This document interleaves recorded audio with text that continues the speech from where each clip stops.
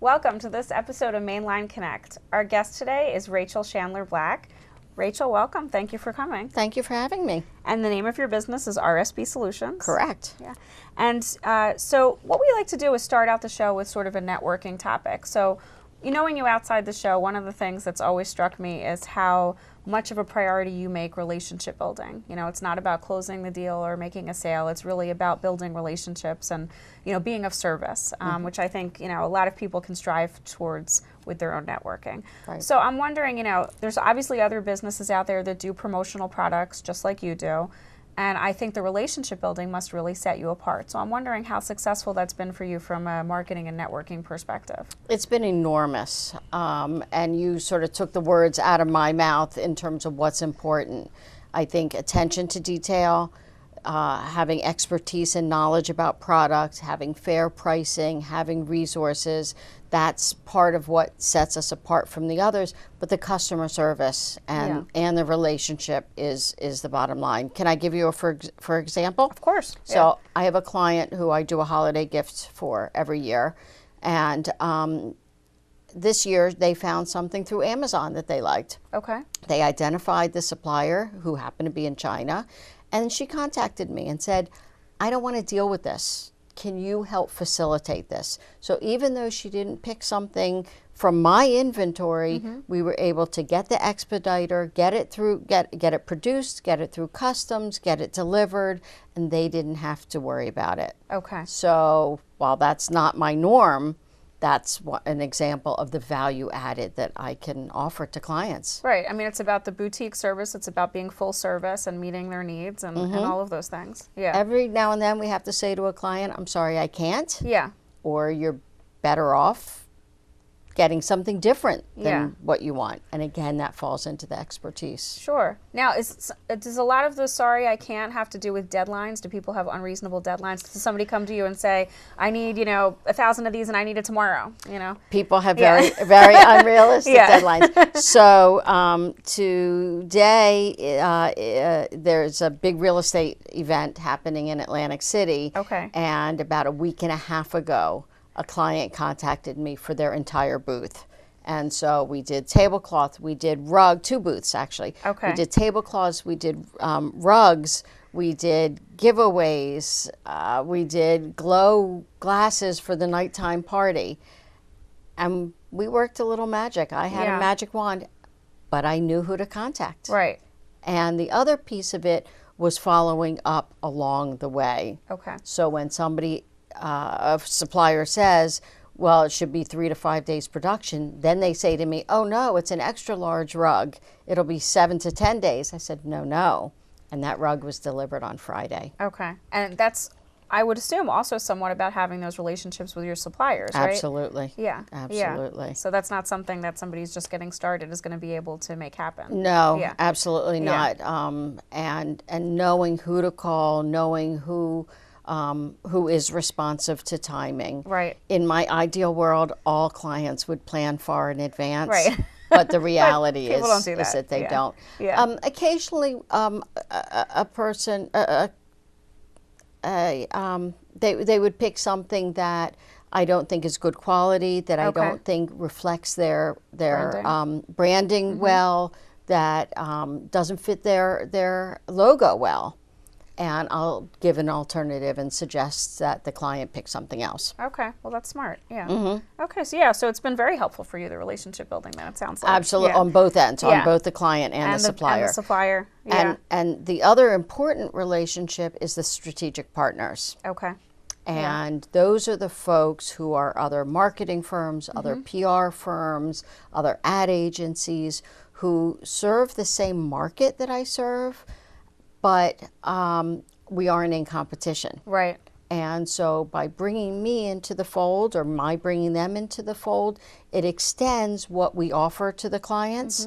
And they know if they're doing a big website launch and they're having an event and they want product for the event, or they're hosting a table at something and they need the tablecloth and all of the other items or the apparel, that when they refer them to me, their client to me, it'll be seamless. Yeah. Now, sometimes I deal directly with the client, and sometimes I'm so behind the scenes, that client thinks that strategic partner is providing the goods. Okay. So I respond how they want it handled. Yeah, no, that's important. Yeah. So how did you end up getting started in the field that you're in? Like, how did you decide to wake up one day and say, you know what, I'm going to help people with promotional products for their business? Do you want the path? Sure. Okay.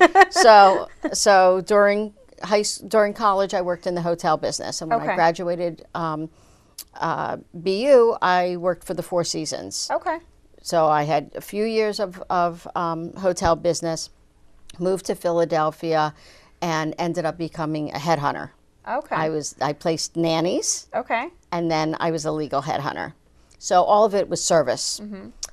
In 2002, after 9/11, I was laid off, and I didn't work for a few years. I volunteered, I dabbled, and after about 3 years, I was playing tennis, and I begged the woman I was playing with, who sold promotional products and marketing services. And I said, please let me work for you. For 2 years, I must have begged her. Okay. And she said, no, no, no, I like the size I am, all good. And then finally she said, okay. And because of my volunteer work and the relationships that I had with other things, I suddenly had UPenn as a client. I had Pep Boys as a client. And that's how I got into it. Right. But it was taking the customer service. Oh, I skipped a piece. I went to graduate school. You just skipped over that, yeah. I went to graduate school at Drexel School of Design for 9 months, thinking that I would be an industrial designer. And I was so not talented. But I can kind of put it together. Yeah. So this is really taking the customer service, the product knowledge, and a little bit of creative competency that I have, and putting it all together. Sure, sure. So that's how I got into this industry. So explain to our viewers why it's important to hire somebody like you. Like you had mentioned in an example you gave a little earlier, you know, some people will go to Amazon or a website, and you know, I'm sure you encounter those people who say, well, why do I need your services when I can just go to like Vistaprint, you know, and get something. How do you respond to something like that? Part of it is quality. Yeah. And for some few purposes, Vistaprint or something online will work. Basically, we find out the who, what, where, when, and why of the project. Okay. The budgeting. We look at the logo. We look at the need. We look at the target market. And again, it comes sort of back to expertise. Yeah. And taking the time. We will sit with clients and they say, this is what we want to do in the big picture. And we'll say, okay, if your budget is only this, then let's start with a tablecloth. You know, how many events are you going to do a year? Right. Then let's add a retractable banner. Then let's add some apparel. And along there, you need some giveaways. So maybe you'll start with a lesser cost item, and then you'll work your way up. Okay. Same thing with client appreciation or employee appreciation. They may start smaller and work their way up. Yeah. So basically, it's value added. It's, again, it goes back to expertise, and it goes back to follow up. Mm-hmm. It goes back to harping on the supplier to make sure that it meets the deadline. So what would you say is maybe your biggest mistake in your business, or, you know, talking about suppliers and things like that? Has there been any client where it's been like just a debacle, like things didn't get there on time and they didn't work out and you had to fix it? I had I've had a few debacles. Yeah, I guess I think everybody has. my biggest fault has been trusting the suppliers. Okay. Or trusting folks to do the things that they've promised to do. Okay. And so what I've learned over the past 5, 6, 10 years is that you need to stay on top of them, regardless of what they promise. I had a situation where, again, the same client I referred to before, we were doing their holiday gift. They had ordered towels, a big shipment, and it was set to leave, and it was set to be delivered X day. Okay. Because you're talking about a big order that needs to be stored somewhere, needs to be dispersed to the employees, a lot of logistics involved. And the trucking company miscommunicated, or the supplier miscommunicated with the trucking company. Okay. The order didn't arrive on time. Then when we reorganized the whole thing, they dropped it at the dock when I ordered an inside delivery. Okay. So, So it was just the sitting client had to scramble to get people wow. together to disperse it. Yeah. But it worked out. Right. The supplier made good financially to compensate. Okay, well that's They good. paid for Yeah. no shipping. Yeah. So we try, things happen. Things happen. Yeah. And that, again, that client came back for this year's holiday Right. Oh, gift. good. Well, that's a success story. Which is then. the compliment. Yeah. Yeah. Yeah. So you've brought some stuff with you here today. You were nice enough to bring me this beautiful gift, which has my stationery and name on it, which I love, with all the different size pads and everything, which is beautiful. And Because a handwritten note is important. Oh, isn't it? I'm a big proponent of that, as you know. I think it's a lost art for a lot of people. It's not the same as email. You know, you do have to prioritize it, but it is a great idea to send personal notes to people. So yes, I fully agree with that. And you brought some other really cool stuff here. So tell us about some of the products that you can do for people. Yeah. So stylus pens, technology is still really big. Some of the hottest items right now are power banks, which are stored energy, mobile stored energy, and squid cords that have multi-cord, so you could have an iPhone or the 4, the 5, and an Android, and that gives a lot of versatility. Unfortunately, I didn't have any of those squid cords to bring you because I've given them all out. Okay. But stylus pens are useful. And I brought 3 different ones to show you how, if somebody likes a thin one, Yeah. if somebody likes a thinner one or a twist, or somebody likes a really fat one. Okay. There's all different components to it. And the way I use a stylus pen the most is when I go up to the drive-through bank.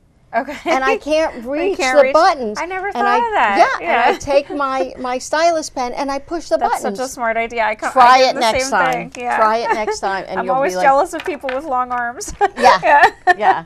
So, you know, I still have to crawl out the car door half the way, but at least that helps. So these are 2 notebooks, Let's show them. and I brought these both to show you 2 different ways. So if somebody wanted to go a little more eco-looking, they could do this kind of cover. This is Penn Law School, had 2 gorgeous pictures. We did 2 separate versions of this. Okay. And the other batch has the other photo, and it's really wonderful. If somebody wanted to get their imprint on each page, they could do that. Yeah. And you can have a pen included in it as well. So those are 2 different versions. Great. These are 2 different items from the same company.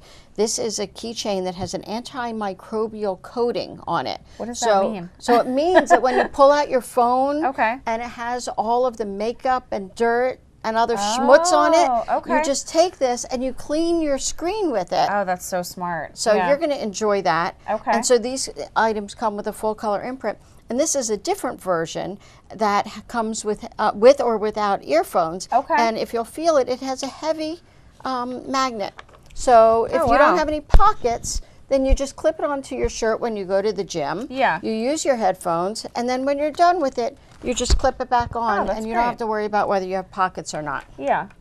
And then this is my This most looks fun. really fun. Yeah. I've never seen anything like this. Okay, you know, you're sitting in the restaurant and you're angling with the light, trying to figure out, well, here you just click on this little light. You got your little magnifying glass. You can read your menu. When you're done, you take it off, turn it off, and it has a little imprint area. Okay. So Very, very I cool. think these are brilliant. Yeah, they are brilliant. For restaurants. So I know it or probably dark. depends on businesses, but is there something right now that's kind of the moment, like that you see a lot of people are interested in? The power banks power are huge banks. right now. Yeah. And they come in all different sizes Yeah. and shapes. And so we did power banks for this real estate expo that's happening. There are very powerful ones. There are solar ones, and then there are very powerful but more compact. Yeah. Again, you can get them in all different colors, full color imprint, etched, one color, and I would say that that's probably one of the most profound, as well as the multi-use cords. Yeah, the multi-use cords sound like a great idea as well. Yeah. Great. Well, you know, these have been some really great products. And I know you have a ton more. We just asked you to bring a sample in today.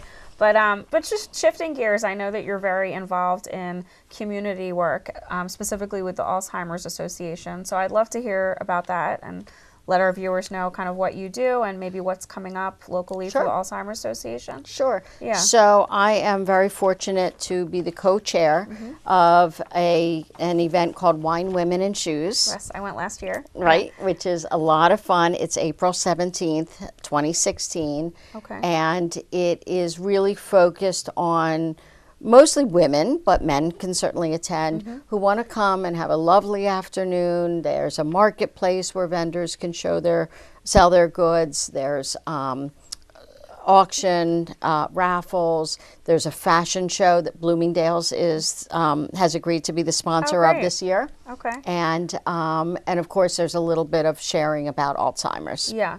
Do you have a personal connection to Alzheimer's? I do. My dad has a memory disorder. Okay. And it's been a challenge watching him. He really didn't exhibit a lot of signs until the last few years. Okay. Even though he has been on medication for years that really staved off the decline. Okay. And then the last few years, he's still him. Yeah. But he's very mellow. He still has his wonderful sense of humor.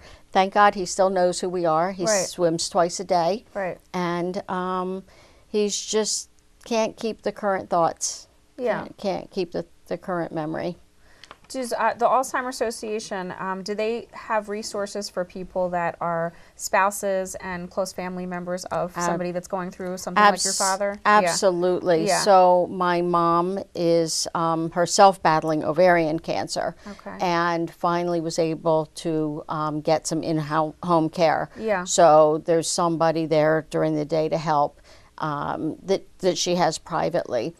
But when she came to visit, last year, my dad was calling 6, 10, 12 times a day. Okay. And finally I said to her, Mom, call the association. And somebody sat there, gave her pointers, gave her suggestions of things to do that would just comfort him. And it was amazing, the difference and the sense of relief that my mom got just with that little bit of knowledge from somebody. So the association has a ton of wonderful resources. They have a lot of caregiver support and information. That there's a 24-hour hotline, which is just amazing. Okay. Yeah. And part of, I started dipping my toe, but the employees there are so wonderful and just are so giving that I couldn't help but give them more. Yeah. And want to be part of their programs. I happen to be away every year that they do the walk. Okay. So I haven't done that yet. Okay. But I did the lymphoma and leukemia walk Yep. with a friend this year. And to watch the masses of people with the globes lit up, it's just amazing to see that solidarity. Absolutely. So what I did a couple years ago is I decided to do a little bit less networking and a little bit more volunteering. Okay. See, I never find the two mutually exclusive. No, they're not. Yeah. They're not. But I decided to pull back a little bit more on the, hi, nice to meet you, swap the cards. Yeah. I didn't want to do that mass quite so much anymore. I like much more intimate personally. Yeah. And in making a choice about time. Sure. I decided strategic about your time. Yeah, right? I decided that I wanted to do more volunteering. Yeah. And I've just made some really nice connections. There's no question I got some business out of it, but some nice relationships with people who have the same issues. Well, and I think scared. That's part of the appeal too, from a networking perspective. You know, you don't want to just volunteer for something because it looks good or it's a good cause. You want, obviously your situation, having the personal connection and it being something you're vested in and passionate about, and then going and helping with an organization where other people have similar situations, you're already going to have that common bond that you're going to build from. So And just to know that, even though you know rationally other people are going through the same thing, to really talk to them about it. Yeah. So, I mean, I do other volunteering. Yeah. I do Cook for a Friend once a month. I was just going to mention that. Tell us about that, the Cook for a Friend. Cook for a Friend is great. I've been doing it for years. I don't know, 8, 10 years maybe, at Beth Shalom in Elkins Park. That was my synagogue growing up. Right? Okay. Yeah. So we have a Tuesday cook and a Thursday cook. Okay. And so we cook meals for 200 people, and then the JCC, they get sent up to the JCC. Okay. By another volunteer, brought up, and delivered to those who are homebound. So your role is solely in preparing the meals. There's other people, or there are other people that go out and deliver the meals? Yes, that's a separate. Spend time with people? Is that part of the service? Yeah, I'm not involved in that piece of it. Okay, okay. My job is to communicate with our volunteers and then to physically go there and prepare the meals. Food. Okay, and you do that every week? No, the first Tuesday of the month. Okay. I'm sorry, second Tuesday. Okay, yeah. That's great. Second Tuesday. And how long have you been doing that for? I don't know, 8 or 10 years maybe. Oh, wow. So have you gotten to, is there kind of a core group that have been also doing it a long time that you've gotten to know well? Yeah, interesting. We lost some people. People work. Yeah. And they have real jobs from 9 to 5, and they can't just come and volunteer at 11 o'clock on a Tuesday. Right.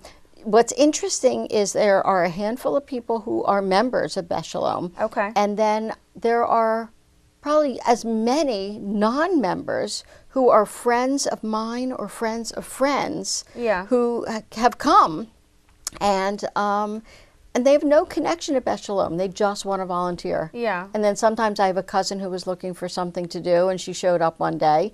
I said, "What are you doing here?" She says, "I was looking for something to do." Oh, that's so nice. Mm-hmm. Yeah. So it's really nice, and anybody can help. If people want to get involved, what do they do? Is there a website or? Specifically for Beth Shalom, it's on Beth Shalom's website. Okay. In fact, I got a phone call last week from somebody who was looking for a group from their sports team. Okay. To do a service project. Exactly, to do a service project, and she had 17. And first I thought it was athletes. It wasn't athletes. Okay. I'm not privy to say. Okay. But because I was thinking of big physical things that these athletes could do, and she said, "No, it's not the athletes." Okay. So I said, "You're welcome to come. Our kitchen, I don't know about adding 17 more people in our kitchen, but listen, we'll figure it out." Right. And then it turns out that they had a conflict, but hopefully they'll come another time. I'm sure they will. But we usually have about 8 people, and we crank those meals out. We're done in an hour and a half. Wow, that's really impressive. We have a system. Yeah, yeah. We have a system. I've volunteered in the past sometimes for the Manna Kitchen, and it's amazing to see how they work. I mean, just I've never been there. Efficiency. I mean, I'm sure it's similar, but I mean, just the efficiency and, the dedication and things just, you can't even take a break. I mean, things just move at a pace that you wouldn't believe. Yeah, but it was really interesting when this gal called me last week. I rattled off to her all of these other ways that her group could volunteer. Yeah. And I thought, wow, there's so much out there where people can volunteer. They just have to find the right fit for them. Yeah. They don't have to necessarily be in a kitchen. You can go over to Share and help sort donated food. You can go to JRA and sort donated food. Laurel House, Home of the Sparrow. Yeah. I mean, there's so many great causes out there, but I feel like you've really found some that you're dedicated to in a way that's very intimate and over a long period of time, which sounds like it's been really beneficial not only for the organizations but for you personally. So at the PA Conference for Women, Alzheimer's had a booth. Right. And across the way was Sandy Rollman, ovarian cancer. Okay. And I stood in the middle. Yeah. And I said, "This is my life." Right. Here I have the ovarian cancer on one side and the Alzheimer's Association on the other side. And I had a lovely chat with Robin and others who were at the Sandy Rollman. And I said to her, "I'll join you. Yeah. I'm not quite ready, but you'll get me at some point." Good. And she said, "We'll wait." Yeah. You're doing wonderful work. We're trying. Yeah. So let's shift gears a little, just a couple of personal things that I think would be fun for our viewers to hear about. Is there any book that you feel like has been influential for you, or maybe just something you've read that you'd like to put out there for people to read for themselves? I'm really guilty about not reading enough. Okay. I actually am sort of somewhat better about listening to people speak, but I have to say, I guess the most recent either book or presentation was Book Yourself Solid. Michael Port. Yeah. Yeah. And the whole idea of, and there's a number of people who promote this concept, but the whole idea of setting limits, Yeah. about setting expectations, about deciding who your market is, deciding who you can help and who you can't help. Right. And that has sort of been the evolution of my business, where I was lucky to start with a few Fortune 500 university, big clients, but I spent a number of years leading networking groups and dealing with solopreneurs and small businesses, and I really wanted for 2015 to extract myself a bit and to build a larger. And it took me a bit of time to really be able to say to somebody, I'm sorry, I can't. Yeah. it's hard. Yeah, it's very hard. It's really hard because very hard. sometimes you don't know what will lead to something else. Right, but you can't do everything. Yeah. No, and my Yeah. husband is, I guess, my mentor. And he's not actively involved in the business, but he watches.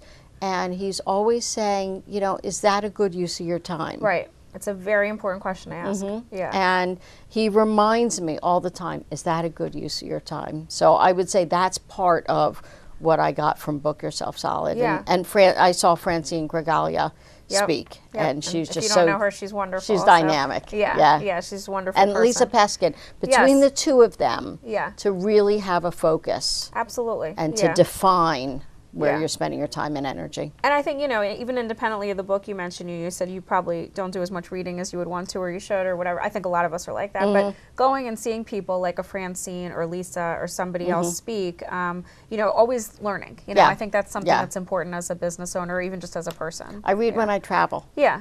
Yeah. That's good. I should read more often. I'll put that on my to-do list. Put it on, so for next year, we're nearing the end of one year and the beginning of another one. What is on either your bucket list for next year, or what's a goal that's outside of your business, like a personal goal that you have for next year? My bucket list, my big wish is to do more traveling. Okay. I would really like to take one of those 30-day cruises. Like all over the world kind Yeah. of thing? Okay. Yeah. Yeah. That's fantasy. Okay. Realistic, go spend some more time with my parents, with my Okay. mom. Yeah. And business-wise, I've gotten involved with the chamber. We are the sponsor for the PHL Diversity podcast. Okay. And they have really neat podcasts about things. And we did something for the convention, for the Visitors Bureau. So getting more and more involved in those kinds of institutions and groups is sort of the business goal for 2016. Yeah, that makes sense. It's continuing what we've been working on. Right. Good. So how can people contact you if they're interested in hearing more about some of the things that you offer? Our website is www.rsbsolutionsllc.com. Okay. And we have a ton of products on our website, but again, I really prefer to do a specialized presentation. Yeah. The who, what, where, when, and why of what you're looking for. Go on the website, take a look, show me what styles, ideas appeal to you, but don't rely on the website. We are not an order shop. Right. We are not a go online, click, and order. That's not how it works. My phone number, 215-880-1603. I answer my phone. I'm involved in every order. And we are on Twitter and Instagram a little bit. Okay. And Facebook. Yeah. Facebook is where we have our specials, where we highlight Okay. So you follow them on items. Facebook. Yeah, follow us Yeah. on Facebook. That's where you see what's hot, what's new, what's exciting. Okay. Last question. Is there a networking organization that you would recommend to people that has worked well for you? I'm still looking for the perfect fit. I jump around to a few different things. Okay. And as I said, I like the more intimate. Yeah. I've gotten involved in Power Match. Femfessionals was the networking for 2015. Okay. I did PWBN for 3 years as a group leader for 2 locations, and outgrew that. Okay. Power Match is more 1-to-1, a 2-to-1. I like that. We've talked about Power Match on other episodes of the show. Sarah Rosenberg's a good friend, and if you guys don't know about it, it's essentially like matchmaking for dating, but for networking and business purposes. So check it out, Power Match, Sarah Rosenberg. It's a great organization. Yeah. But word of mouth. Yeah, word really, of mouth. The strategic partners, those relationships, they're essential for me. Yeah. So that's what we should leave you with. If you don't have strategic partners in place for next year, start thinking about it now. Thank you so much for joining us today. Oh, Thanks my for pleasure. being on. My Nice pleasure. to have you. And we'll see you next time. Thanks for watching.